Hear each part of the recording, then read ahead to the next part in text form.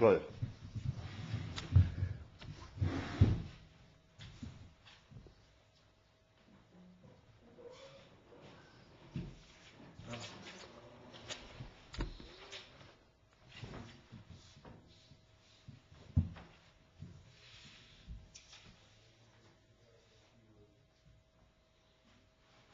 No, you don't have to sit here. If you once you go, take a rest.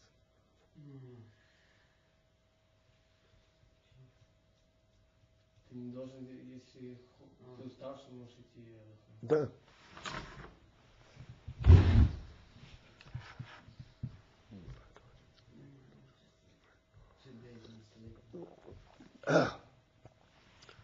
So sleep it out, and you'll be able to learn the next day. Like this, you're sleeping, you're not sleeping, you're doing both at the same time. Both at the same time you can do. Right.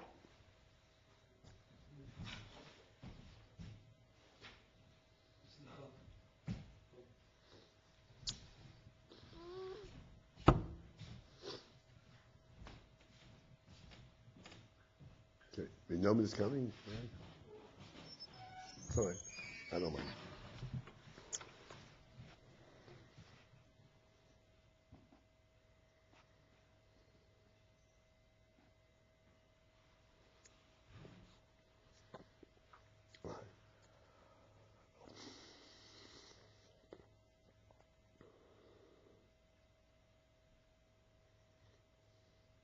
All right, we will start on page Nun Aleph. It's about a third from the top of the page. The line starts with the words Ahine kol bechinas hama v'hester hama.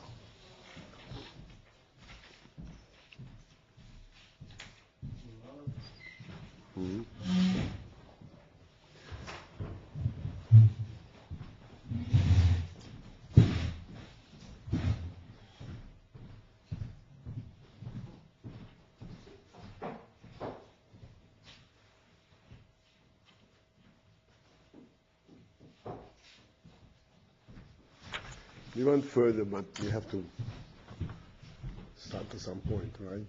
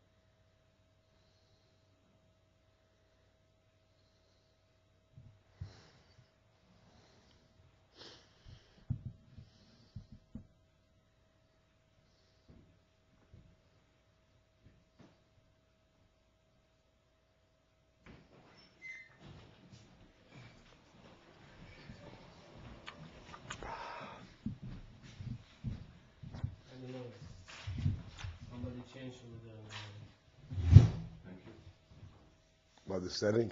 Yeah, it's make like this. Uh, I don't know how to change that. you don't have to send back. So you don't have the copies? We can study from one. You don't have an olive? I have only one. We stopped in the base. We stopped on the base, it's true. But there was so much in this that I don't know how well we caught on to this. And this is like a beginning, you know. I can ask Rablivsky if he's concerned. Mama says nobody that has anyone on. Only Benny have and we don't live together. All right, if it's okay with you.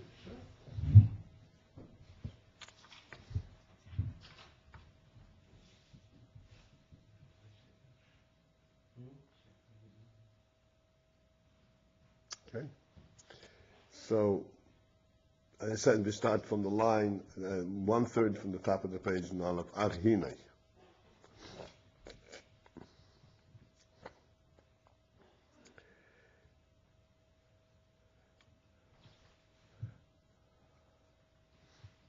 So we explained that there has to be the Shem Havaya in the creation, but it cannot be directly from Shem Havaya because Shem Havaya is Bli Gvul. This was Bekitzer.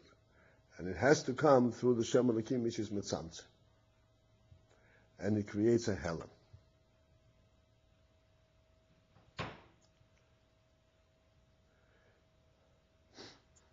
And hopefully the second time around, we'll try to discuss even more the principles of Helam and Gilui.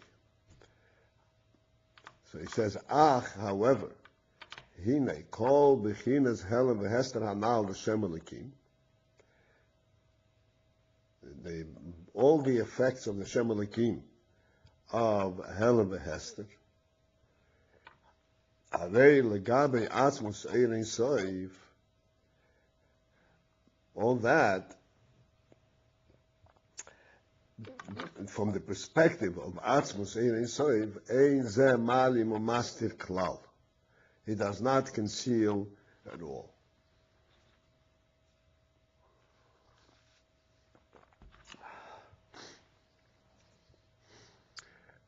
And I'm going to come back a little bit later and discuss this a little more. The canal, and as we mentioned before, the moshel, in the moshel from Mashpia Makabel, Shalagabe HaMashpia, that from the perspective of the Mashpia, Ein Shum Helem Umeir, Ein Shum Helem.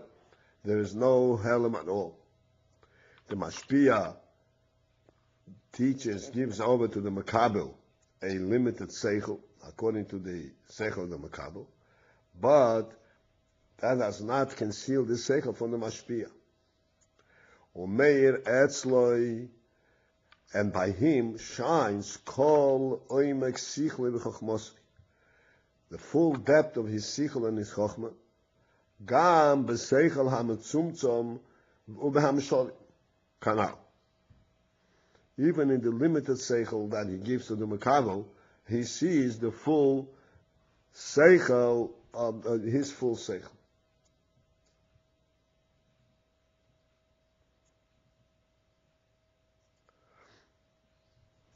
So I want to discuss this phenomenon. What is Hester v'Helem and what is the Oyer? We learned this already, so now we are trying to, a second time,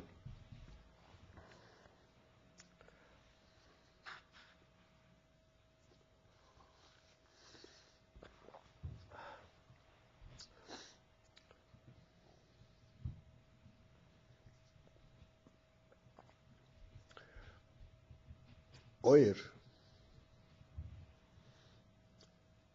When you say Oyer HaSeichel, why is it called Oyer HaSeichel? The light of Seichel.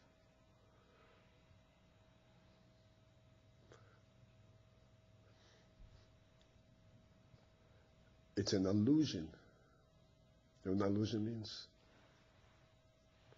It's an allusion to light as such, like light from the sun.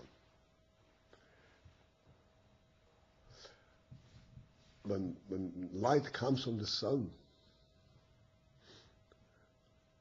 even though we see the light outside of the sun.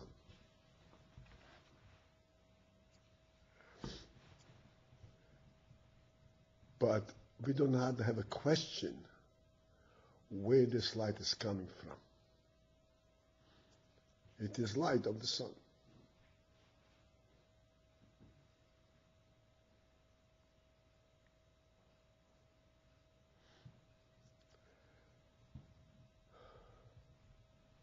And when this light enables us to see everything around us,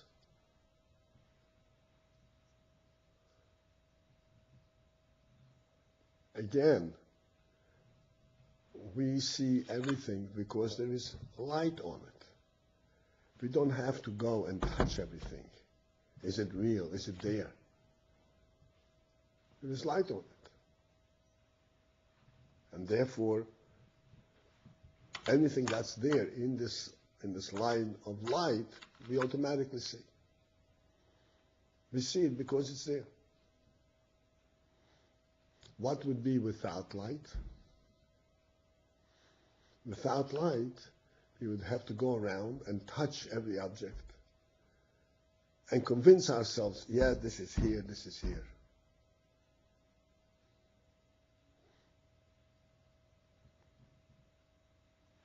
Okay, we see the difference?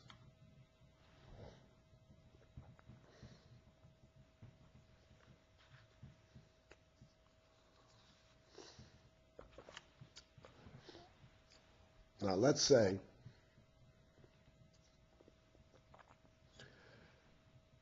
you are instructing somebody to set up this room.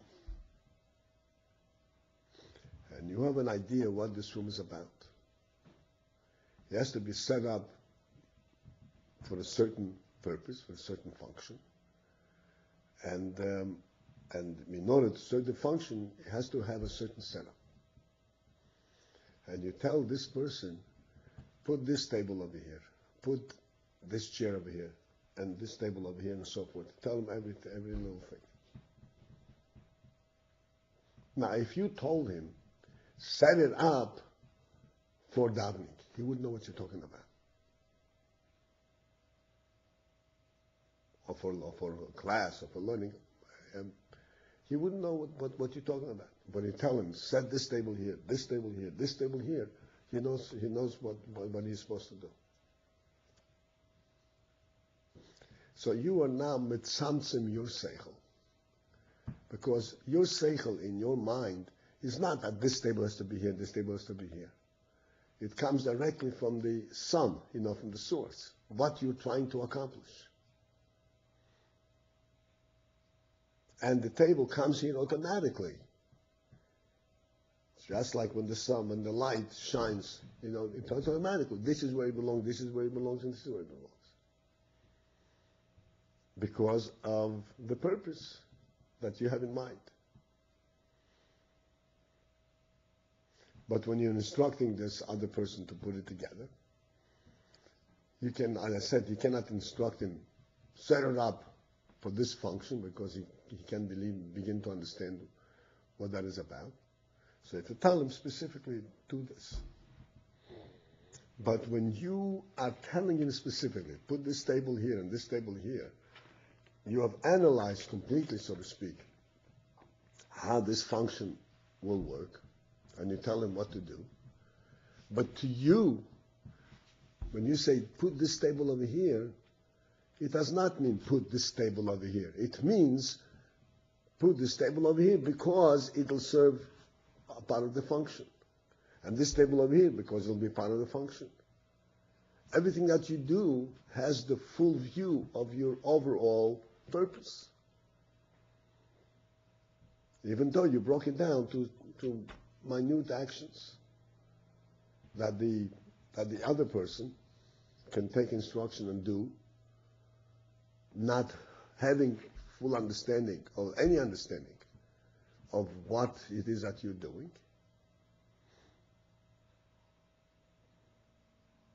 Nevertheless, from your perspective, every step in the way, the whole view of your purpose is clearly there. You understand that? I think it's clear. So that really, this specific instruction, as low and specific as it is, carries the light of the full view, except the Talmud doesn't see it.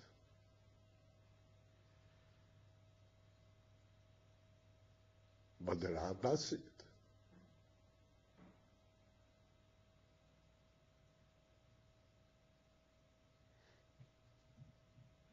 And this is what we learned before. As a result of this, because it carries the whole view, the Talmud ultimately, when he goes in to understand all the details that the Rav taught him, and he delves in deeply into it, why did he say this, why did he say this, he can go back and ultimately understand where it's all coming from, and have the same view like the Rav himself had.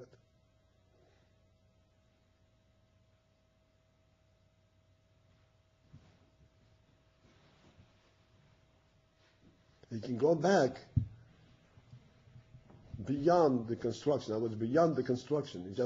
He can go back and understand the aim and the purpose of all this, just the way the Rav himself had it.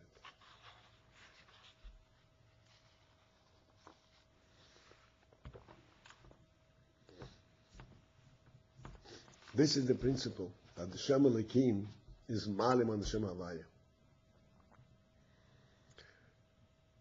It's malim on the Shem Havaya. And therefore it brings out the koyach of Shem Havaya in a very limited and definitive manner. But it's still taking from the Shem Havaya. It's still the koyach eliki, the koyach bli gvul that creates.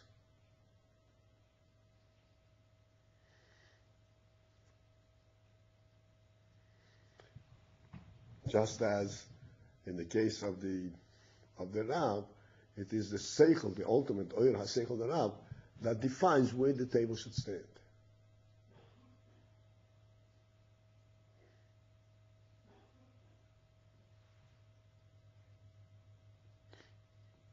Got it?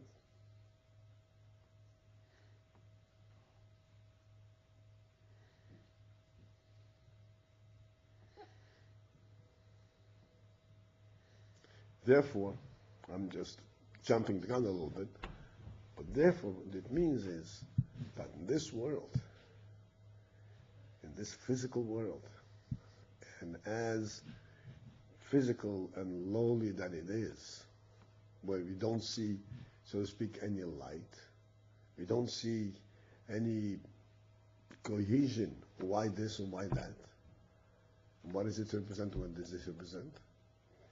You just see earth and water. And everything is just a physical entity.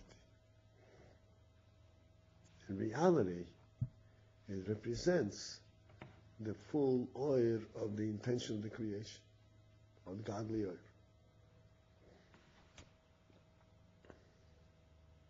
The Shem Havaya.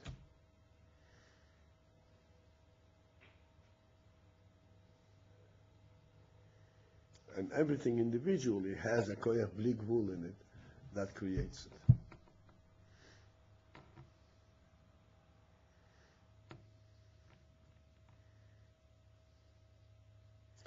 Just as in the case of setting up the tables. So you say, I'll set up the table, big deal. No.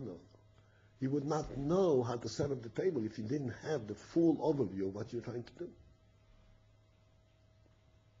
This is called like bli gvul, the Etzem HaSeichel.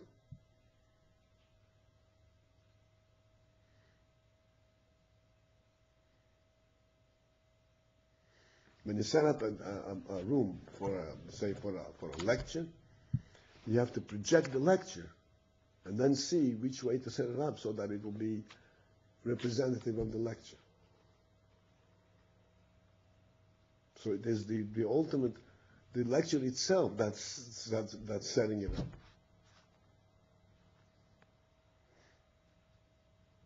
What you see is just a certain setup.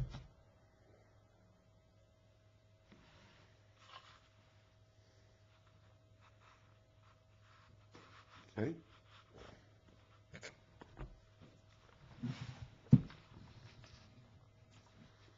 Okay, so now we're going K'moi Kain.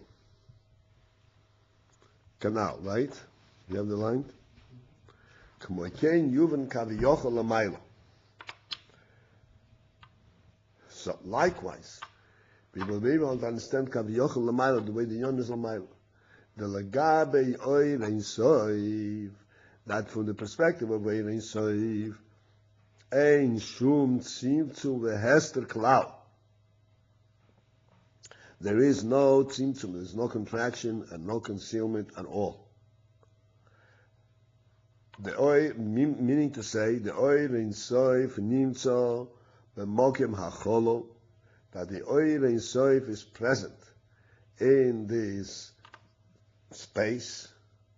Le'achar hatzimtzum, after the tzimtzum, k'moi koidem hatzimtzum.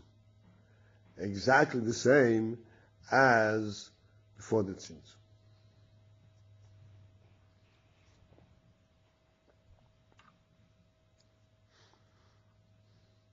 Except, of course, there is a mokim cholol. What is the mokim cholol? Mokim cholol is that there is a certain perspective from which you do not see the oil soif.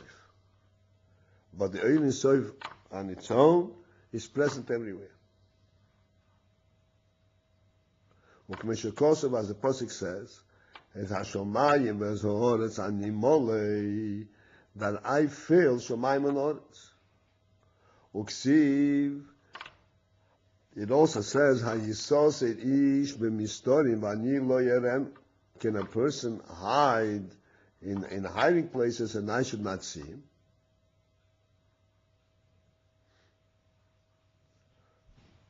Now,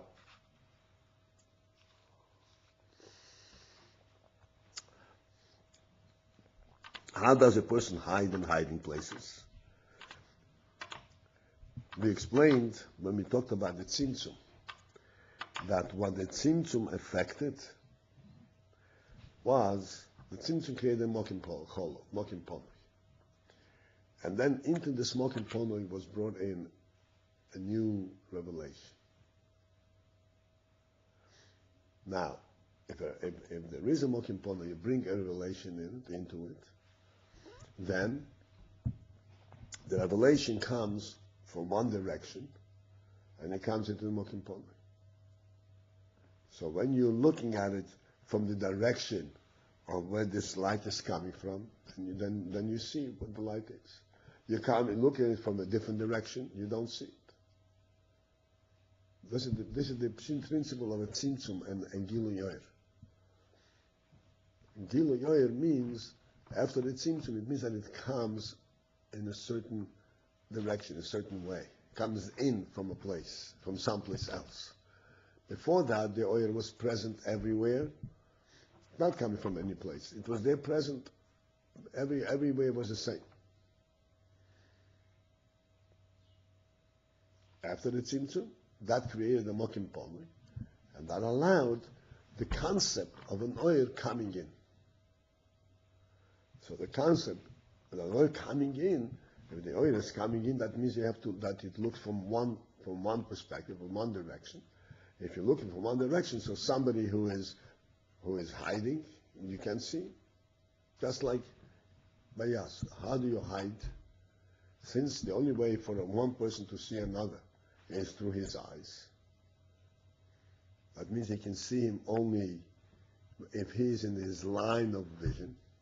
But if he's behind him, you can't see. Because he's not in his line of vision.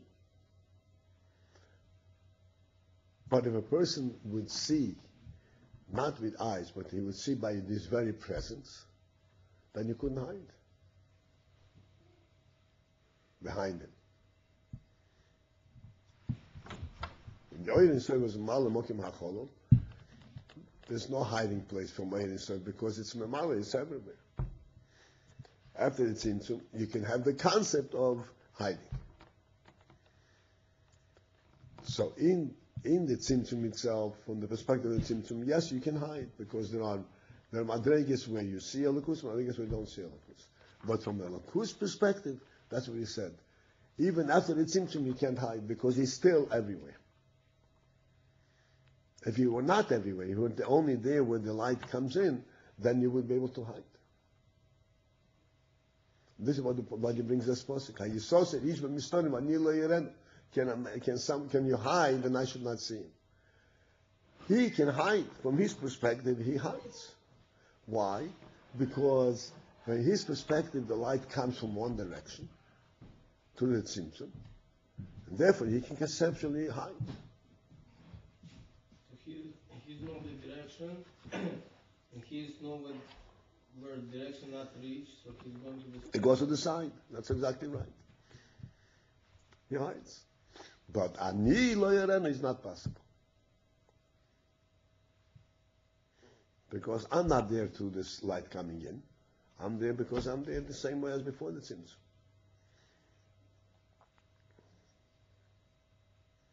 This is why, after the Tzimtzum, so in the world itself that sees everything through this light, through this function, there is a place to hide and a place to reveal. That which you know, that which you don't know. That which you don't know today, tomorrow you'll know it as you progress. There's a whole world, a whole development. Multiple things. Like it says, one man does not know what's doing in the mind and heart of the other. Because everything goes through a process, through a line, through a conduit. But from the perspective of Ein Sof, his presence is there, not that it came in there. It is there to begin with, like before the Tzimtzum. Therefore, he is everywhere automatically. He does not have to look to see. Wherever you are, he is there with you. I don't know how become this direction. How the concept of it, Tzimtzum. Tzimtzum means that you said that created a mokum pomi, a vacancy. What happened after the vacancy? Light came back. But this time the light did not come back in the same way as before. It was completely open. Like I explained the other day, that there are two ways that you can be mashpia. You can open the walls and the water just flows out from every direction. Or you can feed it through a faucet. Or through a window. So there's a place where the water comes from.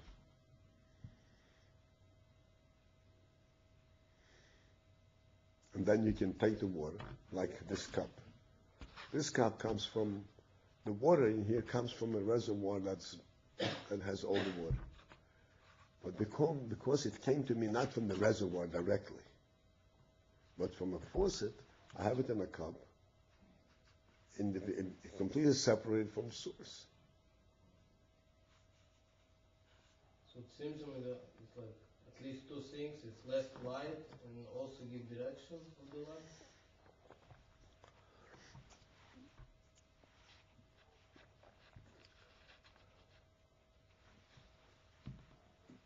True, but these are two separate steps.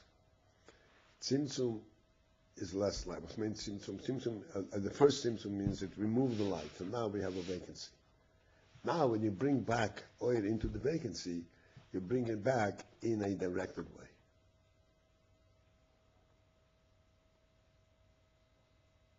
Not in open the floodgates.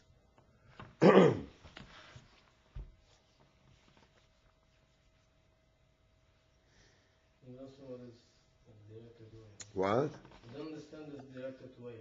Bring light in directed way. Okay, I explained the other day. Here it is. I gave the mashal the other day. Let's say someone has unlimited resources. And he wants to benefit everyone. He wants to give everyone whatever they need. There are two ways he can do it. One is he opens up his storage houses, breaks down the walls, and then he comes in and takes whatever they want.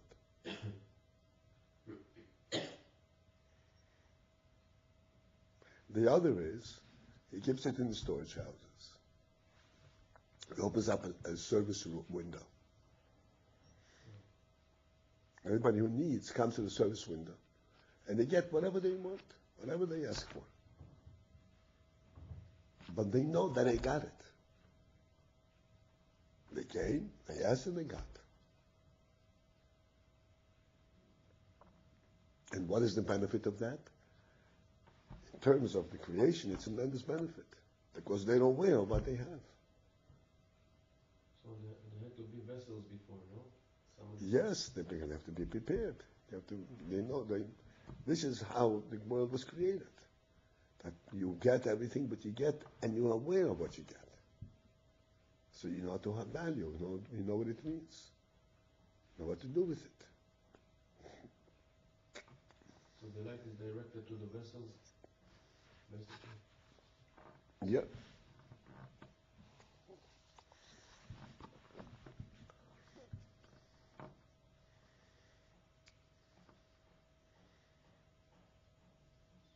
So what will happen is, like, if it's become less light, but it's no direction. Just less light, so that world would benefit from this. If it comes, it's not a question of less light. It's automatic. The tzimtzum itself, the first tzimtzum means removing of the light. Removing of the light. Creating a vacancy. And this vacancy makes it possible that from now on the light should come in a limited way. In a line. And everything should be measured according to what is appropriate. When there is no boundary and everything comes in a flood, you can't measure it.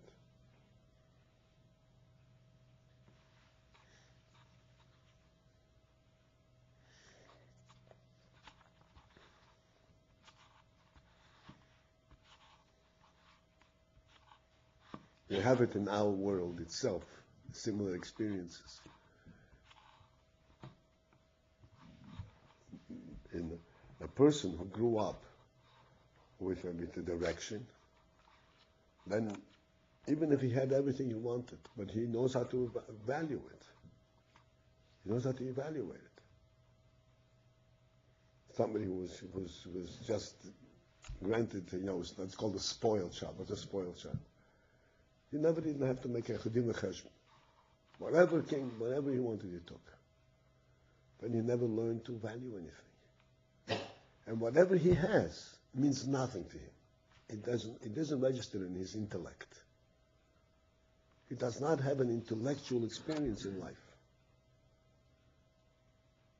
To know, what is this?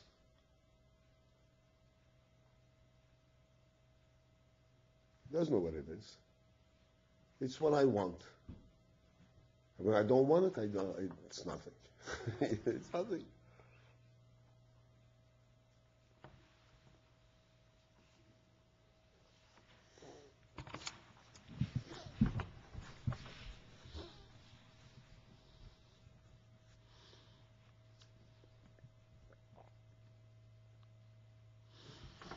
When the person don't know how to value it, so he can think, he can hide, right? But when he know from where the light come and he know, like, he's have an intellect to value it, so he's understand you cannot hide that. No. That's not the point. We're not talking about someone who does not know what's happening. We're talking about someone who has seichel, and he takes everything. If you don't value anything, this is not what we are dealing with. Just was giving an example. In the world, things have to come in an orderly fashion in order this should be a real thing. You understand? That was the point.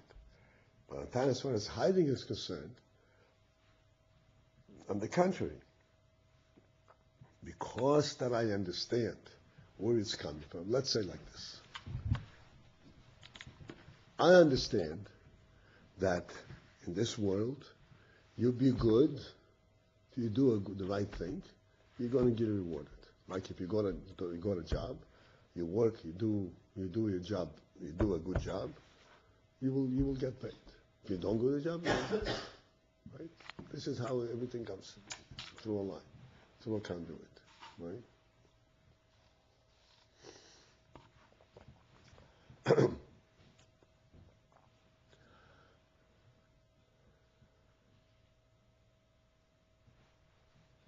And the same thing is L'Gabe Hashem.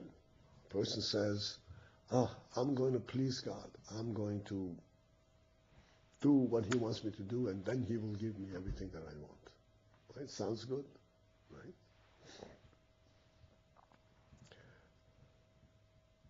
What if, at the same time that he is saying that, he's saying clearly, I really don't care to serve God at all. I only care about myself. But he happens to be the boss. Therefore, I'm going to do that which pleases him. Look, I gave you what you wanted. Give me my thing.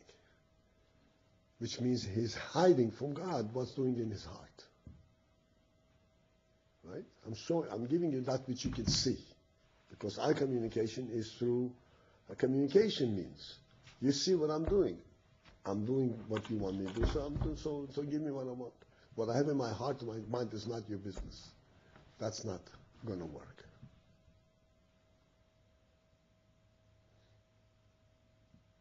This is like hiding Ben Yistorim. How does Hashem know what's doing in your heart? You're not showing it to him. You're showing him what you're doing.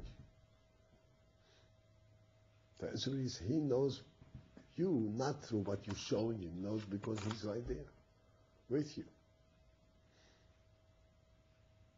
But to us, from our perspective, it seems that that's a tit for tat. I'm saying, I do this, you do this, I do this, you do this. It's through a line.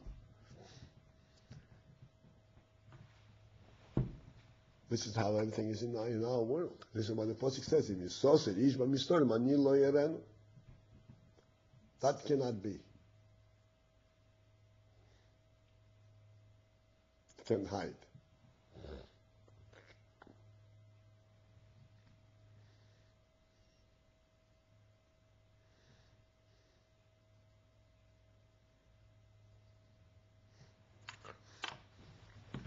Okay?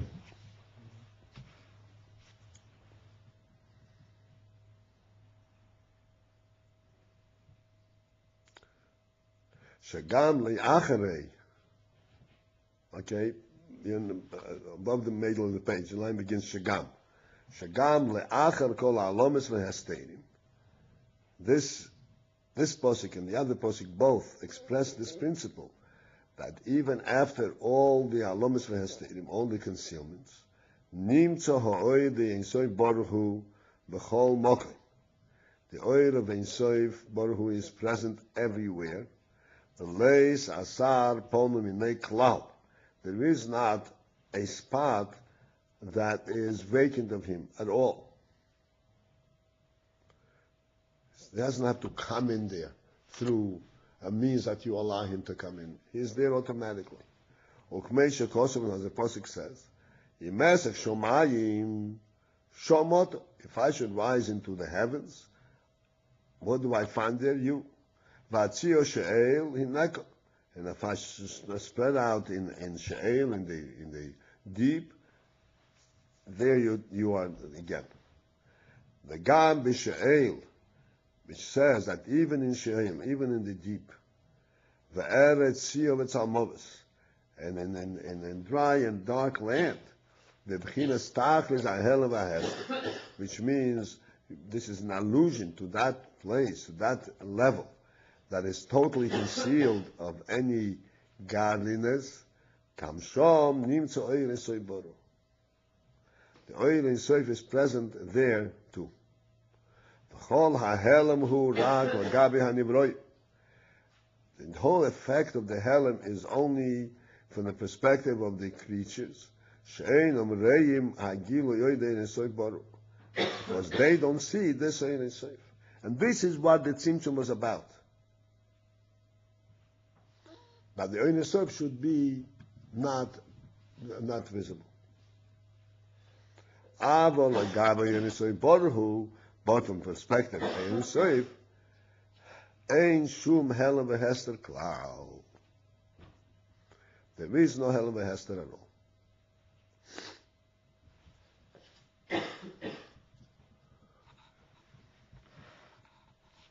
Okay, and to understand, there's more to this, but to understand so far this statement here, there's no hester from the perspective of Ein Soif, is this mashal like we gave before. The Talmud, or like you give a simple mashal of the setup. But whatever you master the concept. You master the concept, but in the individual instruction is contained the whole concept. And you can see in the individual instructions the whole concept.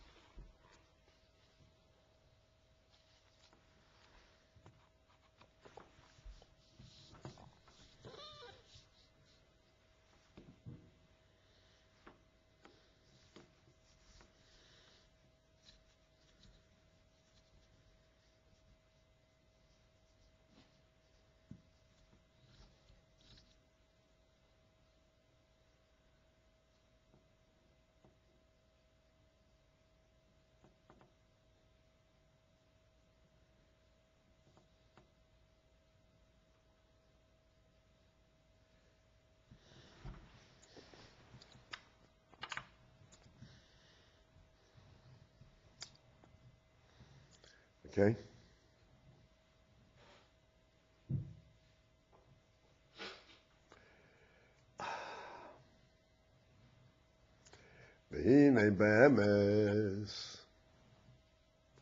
Now we're going to the next step. In real truth, ein ze hester amiti legabe hanivroyim gam kein. In real truth, it is not a true hester, even from the perspective of the nivroim of the creatures. Okay, so now we come to a new concept. Hester, and then Hester Amiti.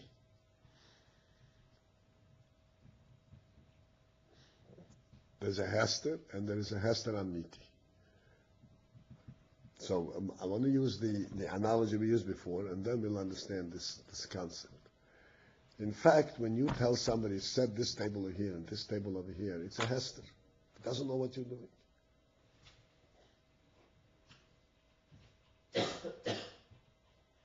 But it's not a Hester Amiti.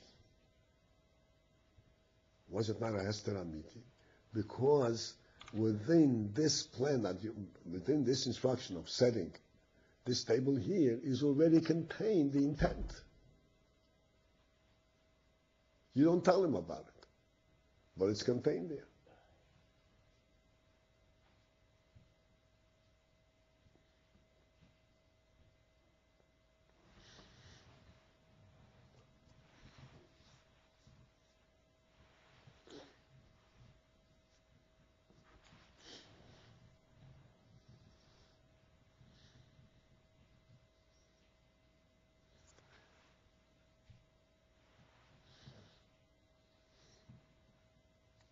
This is what he's going to explain now.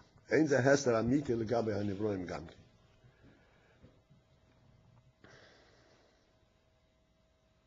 And I'm going to skip the parentheses for the moment. These are 3 lines down, okay? Ki'im aderabba. Rather the opposite. Maybe umegales ha'oir. It actually brings down and reveals the oir b'madrego shalamato mimenu. It's megala the oir in a lower madrega. It is not a hester in the truth. What this does is that this same oil is not being translated at a lower level. This is why it seems like a hester. But really it is the whole concept of being translated on the lower level.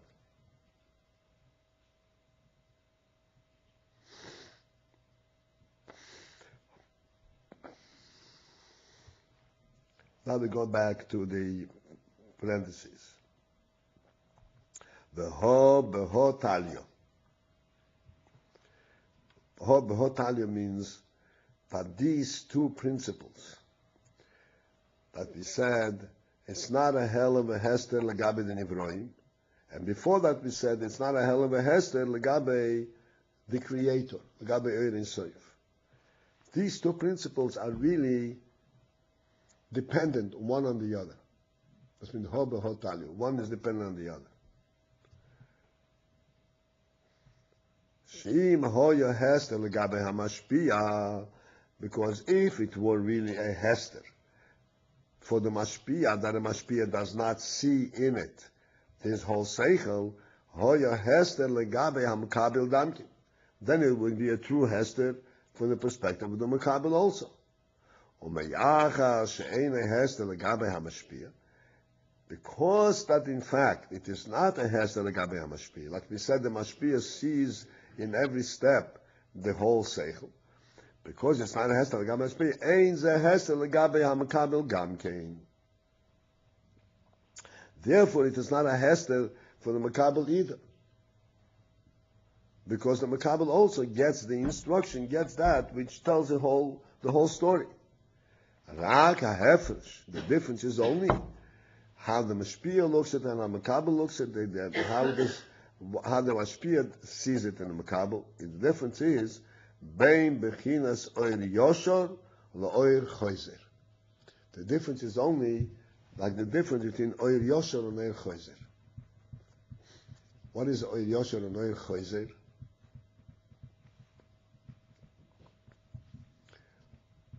Oir yoshor means a straight light, and oir choizer means a light that deflects, a deflected light.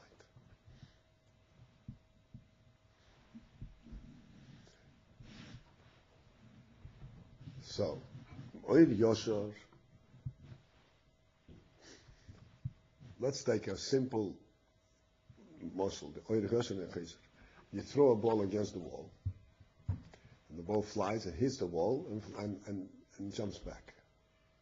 That's oir yoshor and oir choizer.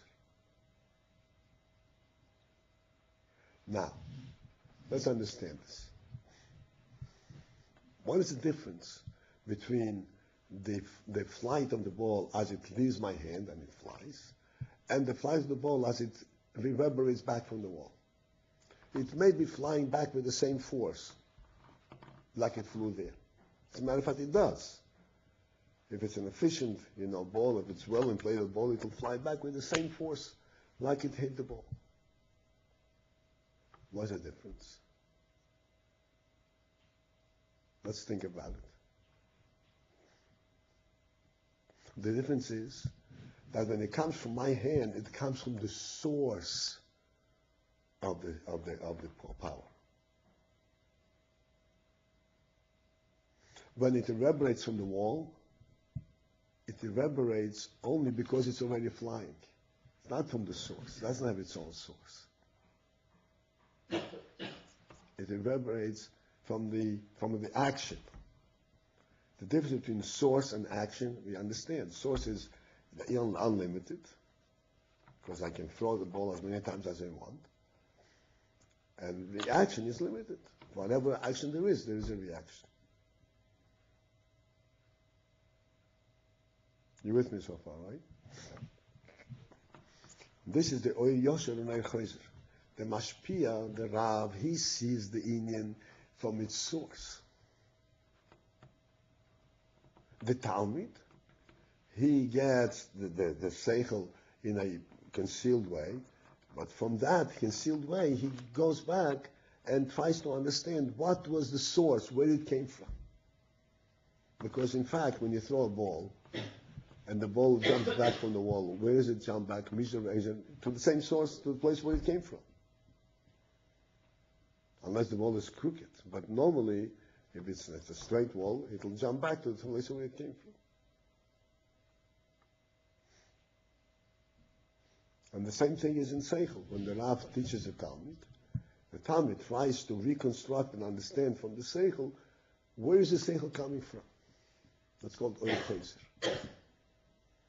And what is the difference between this Oyer Yosher and Oyer Chayzer? The Oyer Yosher, the Rav sees the Seichel from its inception. Inception, you understand? Inception. He creates a Seichel from something which is higher than Seichel. Inception is when it is first being Yesh Meyayim, first being conceived. The Talmud, he doesn't come from its inception. It comes from the Metzias of Seichel. Except he understands the Seichel and he constructs it backwards.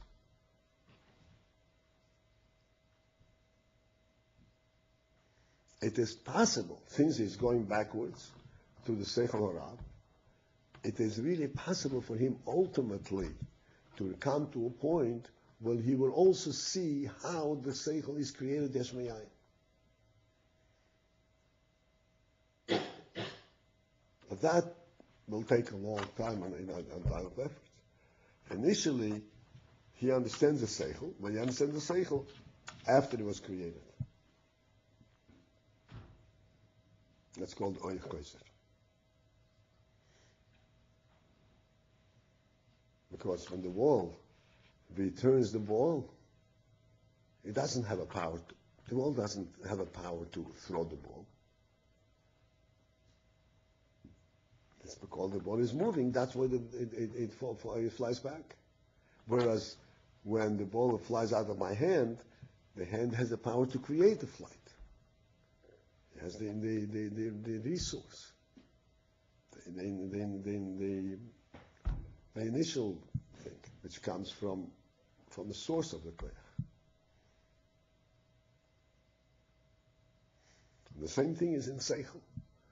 The Seichel or Rav, the Rav takes the Seichel from a concept which is higher than Seichel.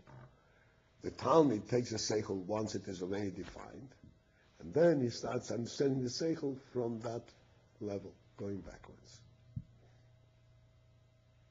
But as it says, really it is not concealed at all, because the Rav gives and he expresses in the Seichel the whole concept. And for this reason, the Talmud also can gets the whole concept. Except the Talmud gets it in Oyer Chayzer form. He sees it backwards. He sees it from Metzias to non-Metzias. And the Rav sees it from non-Metzias into Metzias.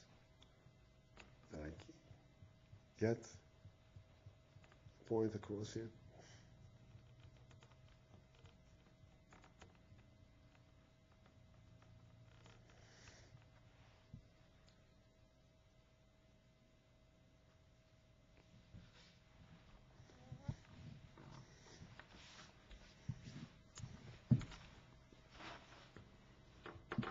It came back from the student the way that the student understands it. So it doesn't come back the same way to the Rav. Eventually he can come back. It depends also on the student. Yeah. If it's a rabbi, if it's comes back, the light can come back stronger maybe, or what. However,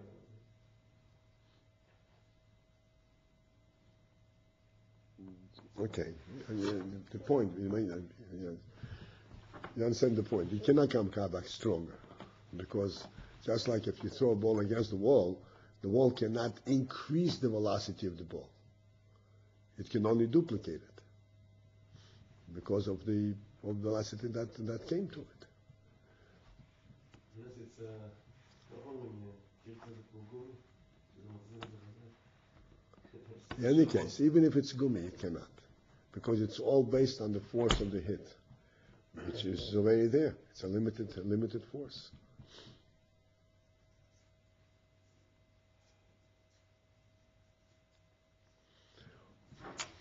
Once the Talmud develops his own seichel, and he comes to the level of the source of seichel altogether, then he can actually go beyond the Rav. But that's not on the basis of what the Rav taught him. This is on a different level. When he takes it from his own neshama, his own source of seichel. But the seichel itself cannot. This seichel itself cannot lead him to something higher than the Rav.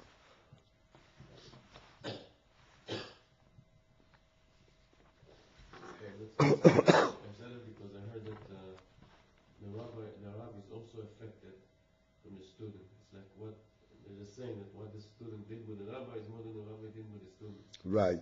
But that's not. I mean, I'm saying and I'm asking at the same time what it means. Okay.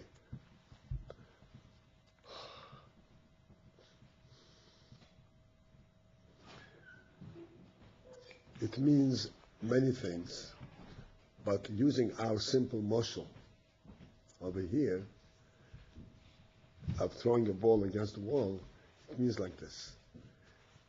If you throw and you don't aim to hit the wall, just throw plain. You will throw with a certain amount of strength and a certain way that will throw. But if you have an aim, you have to reach the wall, on this spot, then you are able to bring out much more strength and much more precision, exactitude. You understand? In other words, the aim brings out in the thrower qualities that he wouldn't have on his own, but he wouldn't find on his own. The same thing is in Rav and Talmud. The Talmud, because the Rav aims to explain to this Talmud, the Talmud doesn't know what the Rav is trying to teach him. He's not at his level. And the Rav has to go down and try to figure out how to aim it to this Talmud. This brings out in the Rav a certain clarity that he would not think of it before. A certain sharpness in the seichel that he wouldn't think of it before. Because for himself, he doesn't go there. Like he doesn't need it. But really, it's a very beneficial thing. Particularly when the Talmud is actually interested and he starts asking and trying to understand more, then that and ask questions, then that brings out in the Rav even more sharpness.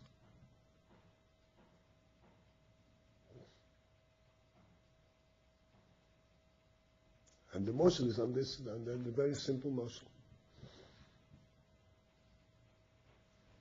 It's an interesting phenomenon. You drive on a highway. You drive on a highway, whenever it's an open highway, you have no problem. You drive 60, 70, whatever it is. Okay. You drive a certain speed and finish you. And sometimes you slow down, sometimes you don't. Then if you drive with a whole bunch of cars, all of a sudden you find yourself driving at a speed that you don't drive like this. But everybody else is driving at 70, at 80, so you also drive at 80. You don't even notice it. You become part of the group. You understand?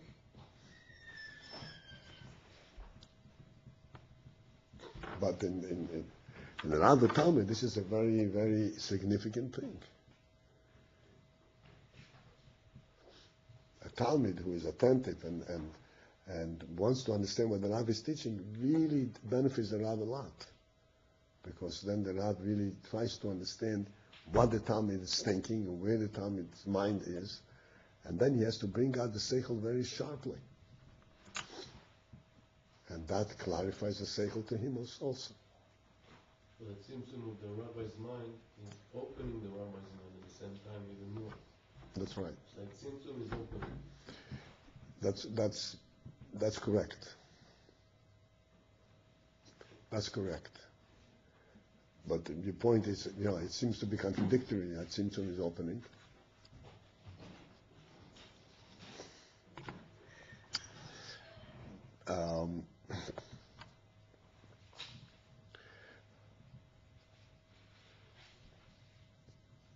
The reason that a seichel can come to a very low level is because of its very high source.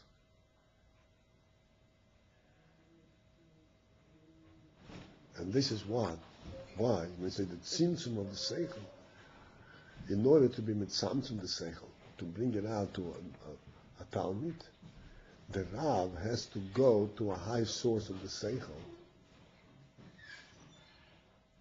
to understand the purity of the seichel. You know what the purity of the seichel means? Pure, the abstract. No other involvement. No other involvement, just a pure seichel. Like this, the seichel has all kinds of structures. In order to go beyond the structures and explain it to a talmid who cannot understand the structures, he has to go to the source of the seichel and find in the source how to express it at this lower level. The lower the talmid, the higher he has to go to, in other words, more to the source of the seichel as he has to go in order to explain it. Like sometimes, people talk, and this one says this, and one says this, and they're going in circles. I don't understand what you're talking about. I don't understand what you're talking about. They're going in circles. Why? Because they don't try to understand why the other person doesn't understand him, so that he will come and get the seichel from higher. Maybe he doesn't have it. Maybe he's only repeating what he learned. If you're repeating what you learned, you can't explain to somebody who doesn't understand it directly. But if you have the seichel on your own, you can go to the source. Then you can present the seichel even to someone who doesn't understand it. That's right.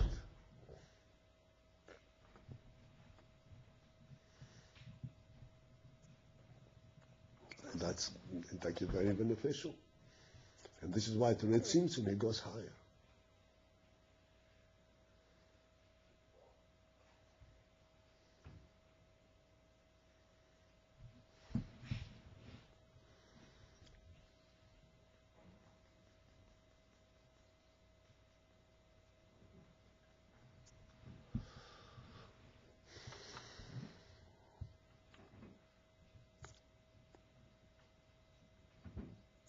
All right, so we are on the line that begins Mimenu, right? The next line after the parenthesis.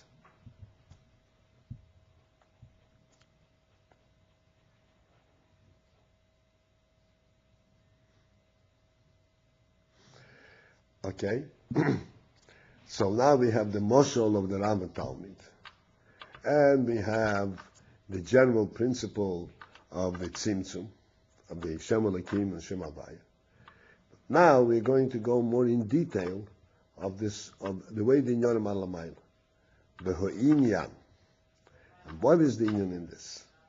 What is the Inyan that we say that this Tzimtzum really is a principle of revelation? It's not Tzimtzum, it's revelation.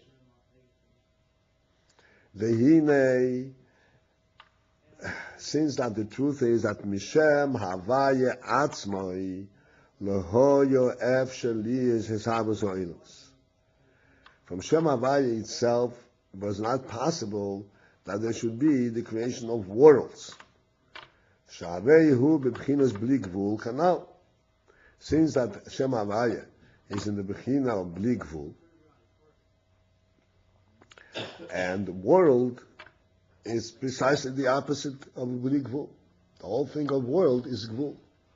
As we explained before, the Inyan from Zman HaMokim, the whole Inyan of world is how things interact. One thing brings the other, that's world. Blig wool is not world.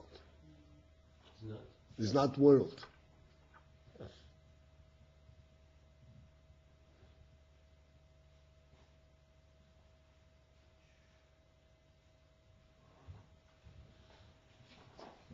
Since we are at the end of this time, let me just explain to you this principle again.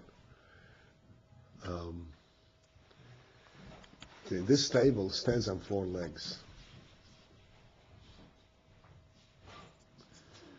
From the perspective of your nefesh, of your rotzen, what you want at a table, you don't care if it stands on 4 legs or it floats in the air. All you need is a board on which to put a sefer. Correct? You understand that, right? Why does it stay on 4 legs? Because in this world, nothing will float unless it's being supported. But from the concept that you had in making the table, in the concept itself, there was no 4 legs. The concept is there should be a board hanging some way at a certain height. If you can suspend the board in mid-air by your will, it should stand there and it stay there. But you can't, because that's already a name from Lig Vul.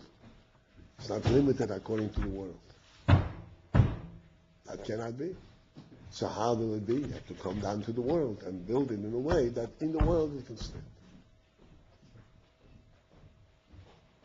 But ultimately, what is a table? A table is not 4 legs. A table is a board that's a sport that stays in a certain place, in a certain height. How it's maintained? It could be maintained in all kinds of different ways. That's very hard to keep it in the world. You understand? This is the pshat. For Shem Havaya cannot be world. Blig Vul, something that is the truth in its own, cannot be world. To be in world, it has to come in the parameters of the world.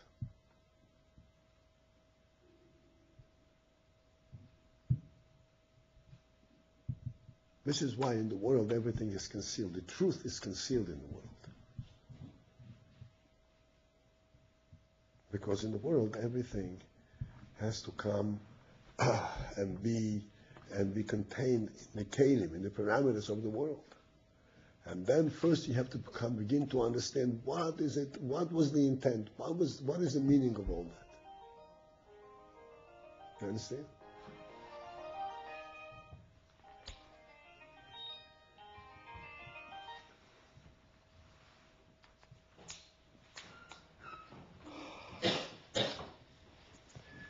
So this is it for today. We'll reconvene in Mitzvah Shem Wednesday.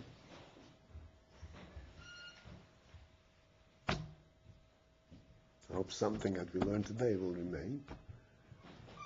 We have a good time meeting today, so maybe, keep it up fresh and maybe review it or something so we can go further.